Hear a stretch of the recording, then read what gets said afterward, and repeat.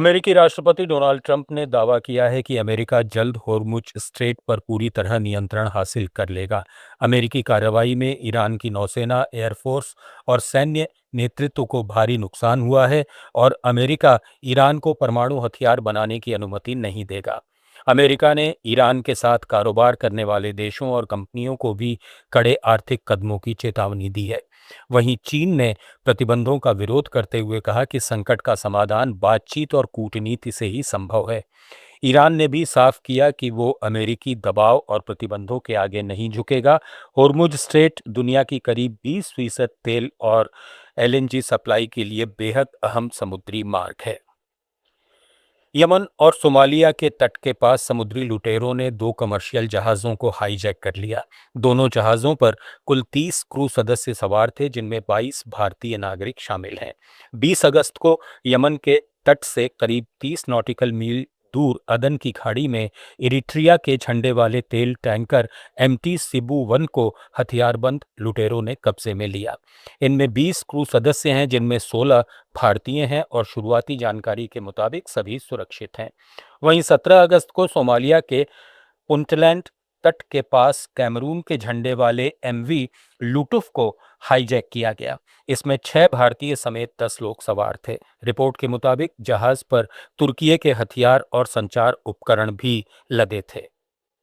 America के पश्चिमी Alaska में एंकोरेज से केप न्यू एनहेम जा रहा 2 इंजन वाला सेस्ना चार्टर विमान एक दूरस्थ राडार साइट के पास दुर्घटनाग्रस्त हो गया। विमान में 2 पायलट और 6 यात्री समेत कुल 8 लोग सवार थे।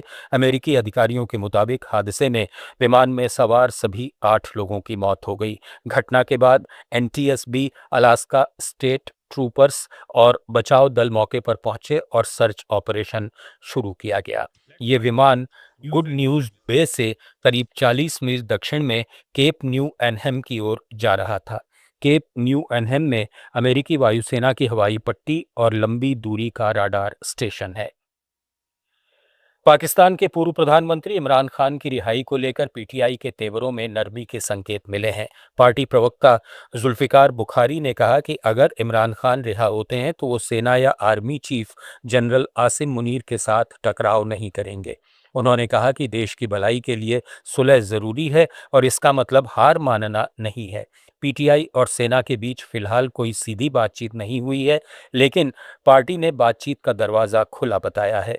ये बयान सुप्रीम कोर्ट के उस आदेश के बाद आया है जिसमें इमरान खान को 48 घंटे के भीतर जेल से निजी अस्पताल में शिफ्ट करने का निर्देश दिया गया था। हालांकि गुरुवार तक उन्हें अस्पताल नहीं ले जाया गया था। पीटीआई ने 27 सितंबर को देश भर में मार्च की भी घोषणा की है। पेरू में 6.7 तीव्रता के तेज भूकंप से कई इलाके दहल उठे।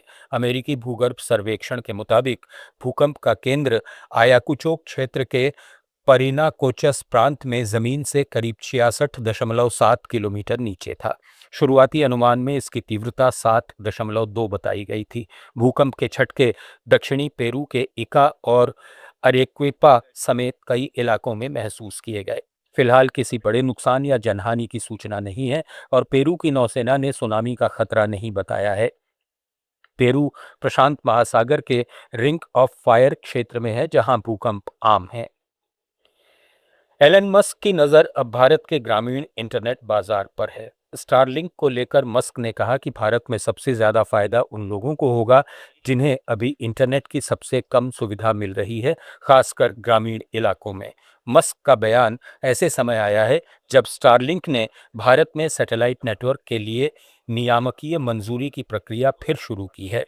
कंपनी के प्रस्ताव में जनरेशन 2 सैटेलाइट सिस्टम और डायरेक्ट टू डिवाइस तकनीक भी शामिल है। स्टारलिंक का फोकस उन दूर दराज गांवों, पहाड़ी और कम कनेक्टिविटी वाले इलाकों पर है जहां फाइबर और मोबाइल टावर पहुंचना मुश्किल है। नासा के आंकड़ों से जुड़ी एक दिलचस्प जलवायु तस्वीर सामने आई है। दुनिया में तापमान तेजी से बढ़ रहा है, लेकिन भारत की औसत गर्मी बढ़ने की रफ्तार वैश्विक औसत से धीमी बताई जा रही है। इसे वैज्ञानिकों ने वार्मिंग होल कहा है। उपलब्ध विश्लेषण के मुताबिक 20वीं सदी की शुरुआत से भारत का औसत तापमान 0.9 डिग्री सेल्सियस से भी कम बढ़ा है, जबकि 1980 के बाद वैश्विक तापमान में करीब 1.4 डिग्री सेल्सियस की बढ़ोतरी हुई है। वैज्ञानिकों के मुताबिक भारत में सिंचाई से बढ़ी नमी और वायुमंडलीय प्रदूषण जैसे कारक इस धीमी वार्मिंग में भूमिका निभा सकते हैं। ग्लोबल न्यूज़ में फिलहाल इतना ही। बने रहिए लेट्स माइक के साथ।